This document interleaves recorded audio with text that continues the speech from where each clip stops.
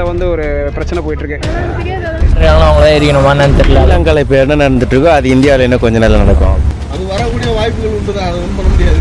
பிரபாகரன்லேருந்து back to back என்னென்னலாம் நடந்துச்சுன்னு பார்த்துருக்கோம். இப்போ மக்கள் கஷ்டப்படுறாங்க, மக்களுக்குள்ளே இருந்த ஆதங்கம் இப்போ வெளியே வந்துச்சு. யாருமே சைலண்டாக இல்லை. இப்போ போனதுனால அவங்க அப்படி ஆயிடுச்சு, வேற ஒன்றும் இல்லை. ஏன்னா எங்கெல்லாம் போகுது பாகிஸ்தான், ஸ்ரீலங்கா, நேபாள் 3 கண்ட்ரிலையும் ப்ராப்ளம். வேற கண்ட்ரி ப்ராப்ளம் இருக்கா? என்ன தரையில பேசலாம், தரையில வருது லைவ்ல கொஞ்சம் வரலாறு முக்கியம் சிறிய பகுதியை கண்டு கொண்டு இருக்கும் அனைவருக்கும் இனிய வணக்கம். சமீபத்தில் இலங்கையில் மிகப்பெரிய பொருளாதார சிக்கல் நெருக்கடிலாம் ஏற்பட்டுச்சு. அதில் இலங்கையின் அதிபர் ராஜபக்சன் அவர் வீடு கொளுத்தப்பட்டுச்சு. அப்புறம் அவரோட குடும்ப எல்லாம் நாட்டை விட்டு தப்பிச்சு ஓடிச்சு. இந்த மாதிரியான சம்பவங்கள் நடந்துச்சு. இதை பற்றி நமது தமிழக மக்கள் என்ன சொல்கிறாங்கிறத இந்த வீடியோ முழுசாக பார்க்குற மாதிரி தெரிஞ்சுக்கலாம். வாங்க வீடியோக்குள்ள போகலாம்.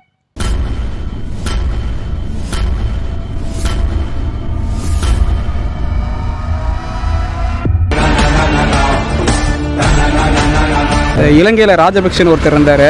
அவரோட ஆட்சியில் வந்து விலைகள்லாம் ஏறிடுச்சு, எல்லா பொருளோட விலையும். அதனால் அவர் மக்கள் எதிராக போராட்டம் பண்ணாங்க. அவருக்கு எதிராக போராட்டம் பண்ணிட்டு அவர் வந்து நாட்டை விட்டு வெளியேறிட்டார். தெரியுமா? கேள்விப்பட்டீங்களா? அதை பற்றி என்ன நினைக்கிறீங்க? கேள்விப்பட்டேன். நியூஸ் எல்லாம் எரிச்சிட்டாங்க. அதான் இன்ஸ்டாவில் ஒரு இந்த வீடியோஸில் அதெல்லாம் பார்த்துருக்கோம். அது மாதிரி இப்போ என்ன பண்ணுறதுன்னு தெரியலையே.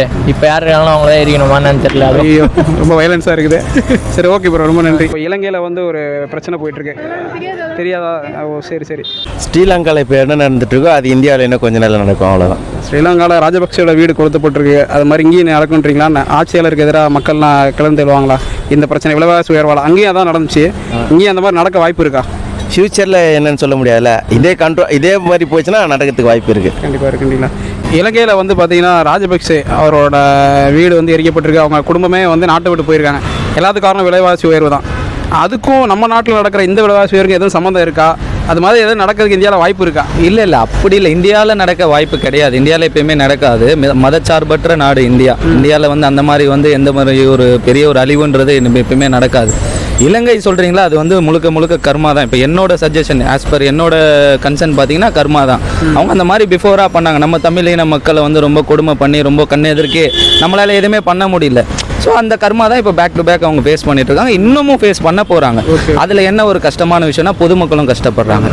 பொதுமக்கள் ரொம்பவே கஷ்டப்படுறாங்க. இன்றைக்கி நியூஸ்லாம் பார்க்குறோம். நம்ம எதுவுமே பண்ண முடியாது. They are not near to us. அவங்க ரொம்ப லாங்கில் இருக்காங்க. பட் இருந்தாலும் எல்லாமே வந்து நார்மல் பொசிஷனுக்கு வந்துடும். இது எல்லாமே வந்து மாறிடும்.